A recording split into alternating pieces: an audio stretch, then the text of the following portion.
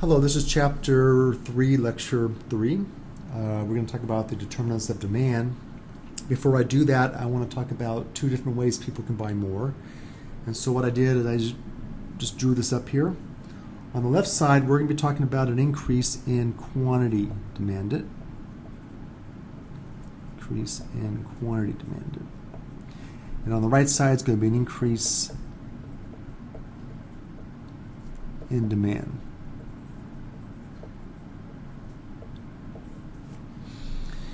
And so on the left side, I have a demand going downward, and I'm going to have people buy more at a lower price. So we're going to start at price P1, and then we're going to drop the price to price P2, and that's going to cause us to move down to the right along the same demand line D1. And therefore, people will be going from QD1 to QD2, and that right there represents an increase in quantity demanded. On the left side, people can also buy more at the same price. So we're not going to change the price, we're not going to drop it, we're going to keep the price at P1, and now we're going to have people buy more out here. And by doing that, they're going to increase the demand. As demand goes up, we move from this point to that point because this demand's now gone, I crossed it out. And now we're going to buy more again right there, just like we did over here, but we didn't change the price. And so what we did is we increased demand instead. And so again, two different ways to buy more. One is an increase in quantity demanded, and that's when the price goes down. The other one is an increased demand when the price didn't change. And so the question is, what would cause the picture over here, an increased demand? And that comes down to your determinants of demand, sometimes known as your demand shifters. And so the first shifter is a change in population. If you have more people in the market, then you're going to have more consumption, demand's going to go up. If you have less people in the market, less consumers, demand's going to go down. We actually saw that when we looked at Hannah and Mateo.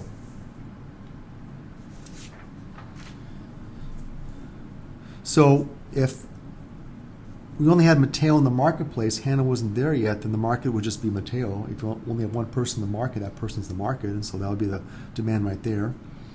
And then if we add Hannah into the market, then now we take Hannah's consumption, add it to Mateo's, and now the market demand is going to be further to the right.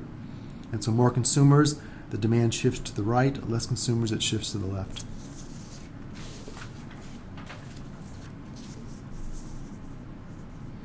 Another demand shifter is consumer taste and preferences. This is the desire that he wants for a product.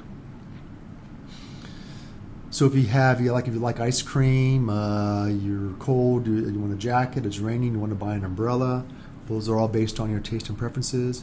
The effect by advertising. Advertising is designed to try to convince you that you prefer what they have, you need whatever they have, you want whatever they have, and try to increase your sale way by increasing. Change in family size. If you just had triplets, your demand just went up for a whole bunch of stuff. Diapers, formula, you name it. Change in age, your demand is different for different products over your lifetime. Change in fads, fashions has a big change in what we buy. We buy clothes today that we're not going to be buying maybe 2 years from now, and we're not buying clothes today we may have bought 2 years ago. So taste and preferences can be all over the place. That's a study of marketing. We could spend years studying that.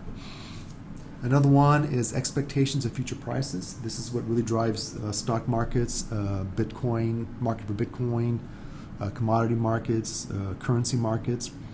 It's pretty straightforward. People can act on their expectations. So if you expect the price of an item to rise in the future, then you want to buy it today before it goes up. So one's more likely to buy the item today at the current price. Demand would increase. If we expect the price to fall in the future, then I don't want to buy it now, I want to buy it later on when the price is lower. And so that would cause the demand to decrease today. It could be the housing market. If people expect home prices, say, to remain high right now, but maybe fall maybe this time next year, then the demand for homes would decrease as people would leave the market in anticipation of lower prices next year.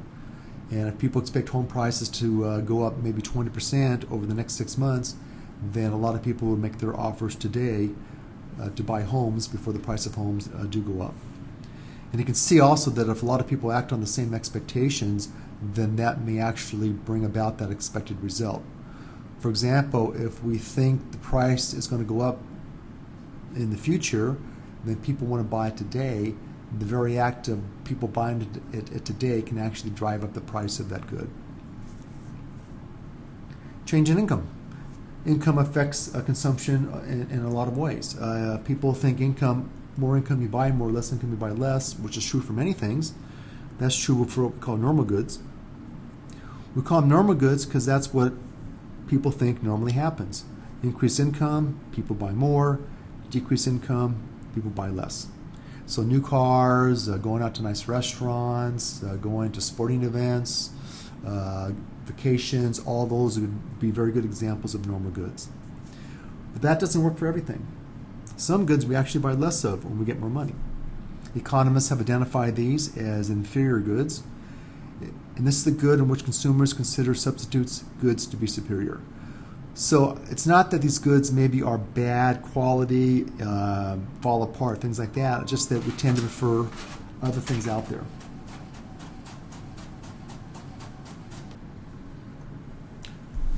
Sorry, I had to pause there. We're talking about inferior goods. An example of this would be something like Top Ramen. Top Ramen, which actually left the shelves during the people buying phase of coronavirus. But anyway, Top Ramen is a product that I would call inferior. It's not that it's a bad product. People tend to like it a lot, but it's low cost and fills you up. So a lot of low-income people would tend to buy lots of Top Ramen, pasta for dinner, potatoes, very relatively inexpensive, and they also fill you up. But you might prefer lobster, steak, double doubles from In-N-Out as opposed to Top Ramen. But with low income, you cannot afford those things, and so you buy Top Ramen pasta, and therefore when income goes down, people have trouble purchasing things, then they tend to increase demand for inferior goods. So when the recession hits back in the 2008 or the coronavirus recession, sales at Goodwill go up, used car sales go up, people buy, again, cheaper products. They go to the dollar store more so. And then when the economy is doing well and increasing income, people tend to move out of the inferior products and into other things they prefer more of. Maybe buy new cars now instead of used cars, buying steak instead of buying Top Ramen. And so again, a lot of goods work in the opposite direction of income. It's actually very important to know who your customers are. If they treat your product as inferior, then that tells you how to market it better. In recessions, you tend to do better. And if your good is normal, then again, it tells you how to market it. And in recessions, you should anticipate being hurt by that. For example, one product that got really hurt in the recession of 2008, and most likely has been hurt right now with the coronavirus, is recreational vehicles. That is a luxury good, very normal. People buy those things when they're doing well, and they don't buy them when they're not doing well. Then we have changes in prices of related goods. And just like with income, we have two subclasses. And then we have substitutes. So these are goods that we use in place of one another, so satisfy the same need, desire. So these could be different brands of coffee. It could be, driving a car versus using a bus. Flying versus driving as well. Coke and Pepsi would be a very good example of substitutes. As the price of, say, Coke goes up, the law of demand says people buy less Coke, then people would buy more of the other good, Pepsi. And if Coca-Cola is on sale and Pepsi is not, then people would buy more Coca-Cola, law of demand, then automatically they would have a lower demand for Pepsi. Complements are goods that we use together. We purchase separately, but consume together.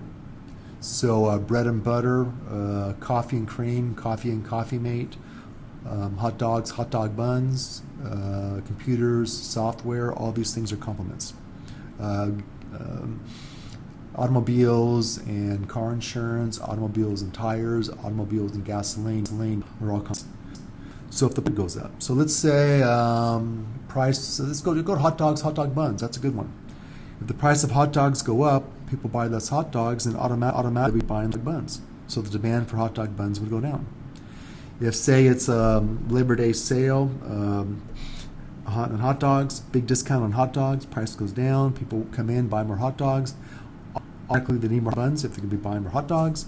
And so on the way out, they pick out more hot dog buns at the store.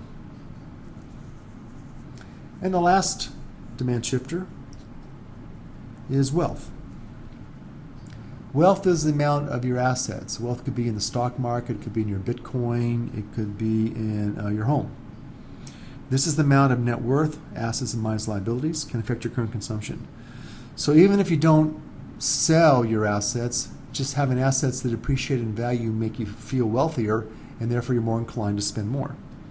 So higher net worth, maybe through higher maybe through higher home prices, will tend to increase the demand for many products, while lower net worth tends to decrease the demand for many products. That's why when the economy is not doing well, stock market is down, home prices are down, that can cause people to buy less of many things. And if the net worth is going up, stock market is going up, doing well, then people might be buying more. Came across this one study for Moody's Analytics. They look at stock prices, they look at financial markets, and they do rating for various types of stocks and bonds. And they came up with the following conclusion from a study saying for every $1 decrease in stock market wealth, consumer spending falls by 6 cents. So that's quite a bit. If the stock market goes down like a couple $1 billion, that could be a fair amount of money that's no longer being spent by consumers. So these are the things that would cause demand to shift out to the right, shift to the left. There's one thing that will not do that, and that is the price of the good we're looking at. The price of the good we're looking at is not a demand shifter. So if we're looking at the demand for milk, the price of milk is not on this list. The price of milk does not cause demand to increase or decrease. The price of milk would change the quantity demanded. So going back to here, we talked about at the start, if the price of milk goes down, then you're on the left side here. You're moving down to the right along the demand line. So if milk is on sale, we'll buy more milk right there. Over here is all the other things. So only one thing on the left side would change the quantity demanded, and that's price. Anything else that changes how much people buy is going to be on the right side here, and that's going to be a change in demand. If demand increases, this could be caused by higher income for a normal good. It could be caused by the price of its substitute going up, price of a complement going down, more people in the population, a greater need for something, more wealth. That's what would do this over here. Over here, just one thing, a lower price. And I'll stop there.